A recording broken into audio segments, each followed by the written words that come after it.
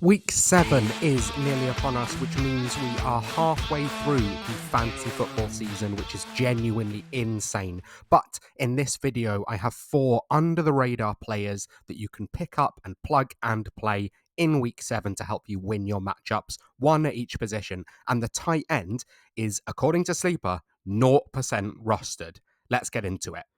Up first at the quarterback position, it is the Red Rifle or the Red Rocket himself, the cover star of today's episode, Andy Dalton. Now, since taking over as the starter for the Panthers in week 3, Andy Dalton has only finished as a top 12 quarterback 2 of those weeks after an incredible start as the QB8 in his first start for the Panthers, when we thought he might be a league winner, and then we remembered that he is actually Andy Dalton. But this week, I really like this matchup. We have seen that the Washington Commanders are so easy to throw against. They are the 4th worst team against the quarterback position from a fantasy points perspective. The over-under is the joint highest of the slate, and this is a matchup that I am absolutely willing to target everywhere I can, just because both teams, the defense is very bad, but the Washington offense is better, which means that I'm quite happy to be targeting Andy Dalton to start against Jaden Daniels. If you're a DFS player, I'd even potentially be looking at Dalton with McLaurin as a bring back as a relatively cheap stacking piece. But when we look a little into this matchup, you can see the quarterback finishes, the weekly finishes against the Commanders defense in the first 6 weeks of the season. There are obviously 2 in the 20s there. One of them was Kyler Murray, which is really disappointing. He was actually seen as the consensus QB1 coming into that week. The other is Deshaun Watson, so that kind of doesn't mean anything. A brick wall could stop Deshaun Watson at this point in time. But Andy Dalton, I think, has a really good chance with some decent weapons in front of him. I've spoken about Xavier Legette a lot on this channel. I've spoken a lot about Deontay Johnson as well. He was in my first ever video. And I think Andy Dalton has a real chance to finish as a top 10 quarterback this week against one of the worst defenses in the NFL. And he's not very highly rostered on Sleeper, less than 50%. So if you're playing in a super flex league, he is a priority to go out and get, and you can plug and play him straight away against the Washington Commanders, kind of like the Panthers did in week 3.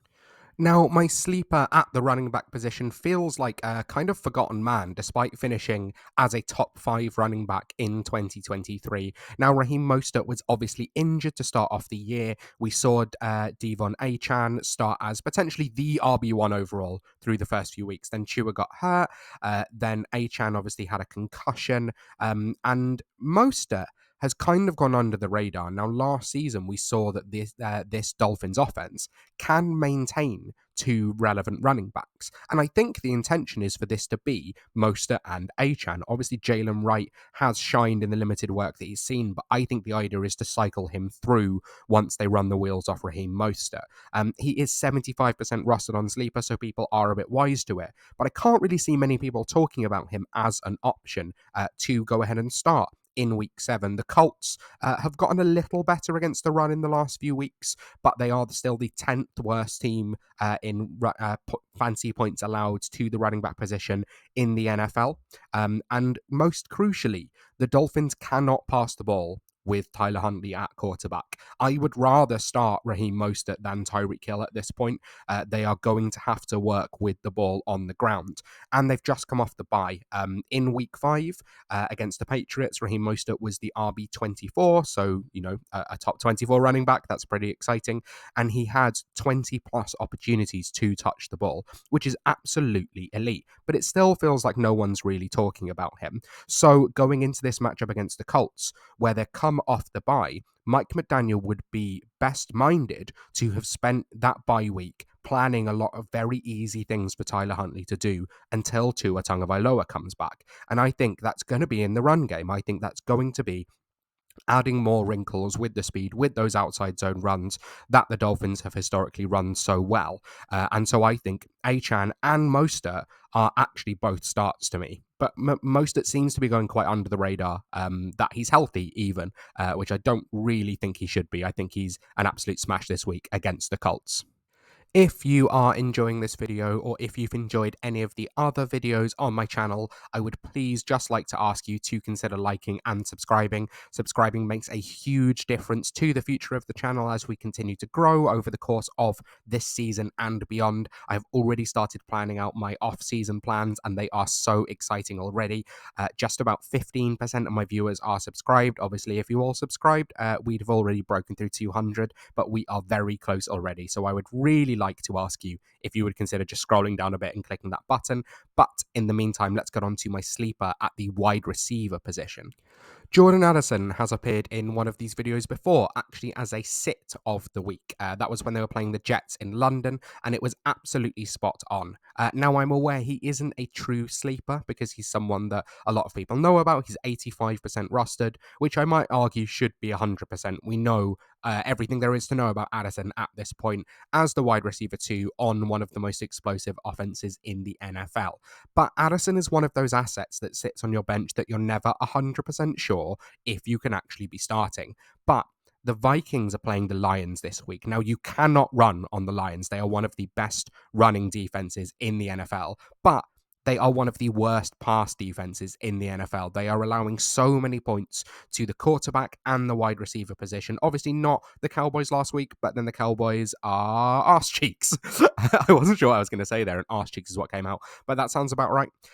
Jordan Addison obviously is playing in a division game, which means they can potentially explode. It is the joint highest over-under of the slate. These are two fantastic dynamic offenses, and both of them are really hard to run on, but both of them are relatively easy to pass on. So to me, I'm looking at basically every weapon in this game, aside from maybe the running backs on the Vikings side, just because I think it's going to be a committee if Aaron Jones is hurt. But Jordan Addison for sure as the established wide receiver 2, and without a huge amount behind him, with TJ Hockenson still not back, would be an absolute smash for me in this matchup. I definitely think the high over under makes it clear that you can basically start every single passing weapon in this game.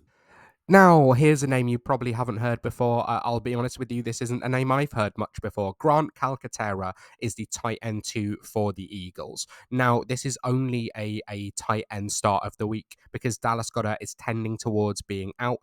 He missed Wednesday's practice. This is being recorded in the evening on Thursday, so there might have been more updates since then. But from the last I could see, he missed Wednesday's practice after leaving the game against the Browns with a hamstring injury. Now, soft tissue injuries, if you miss the game miss the practice on Wednesday, you are probably unlikely to be playing come the weekend. So I think there's a very good chance that Dallas Goedert doesn't play this weekend. We've seen that the Eagles like targeting the tight end position, and potentially that's because the offense isn't very well run. So it means that they end up having to release the ball quick over the middle of the field. And this is something they're going to have to do against the Giants. The Giants are the 10th worst team against the tight end position, but crucially, they have a fantastic defensive line. Now, the Eagles' offensive line is good as well, but the Giants' defensive line has a chance to win against them if they have to win quickly, or if they're able to win quickly. Jalen Hurts will have to get the ball out quickly, which sometimes means targeting the middle of the field and that starting tight end. And in terms of him being the starting tight end, we saw he had 4 receptions on 4 targets last week, played really well in Dallas Goedert's absence, but crucially, not a single other tight end got a target in that time. So it seems like he is the established tight end too.